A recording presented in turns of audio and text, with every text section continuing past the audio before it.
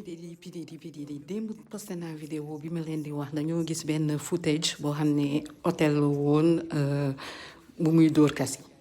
démb rek laa leen doon wax affaire vidéo boobu ñëpp tiit ñëpp di naan waa mais kii est-ce que ça va nit ñi di ko saaga ñi nekkoon ak ñoom sax ak moom sax nekkatuñu ak moom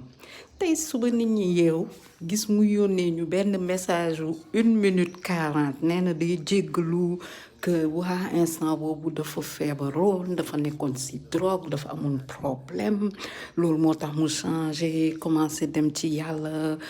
commencé di xoole àdduna bi neneen loolu moo tax dafa dem ci thérapeute affaire yooyu di expliquer waaye instant yi internet bi yëpp nee nañ ko mukk kenn gëmu la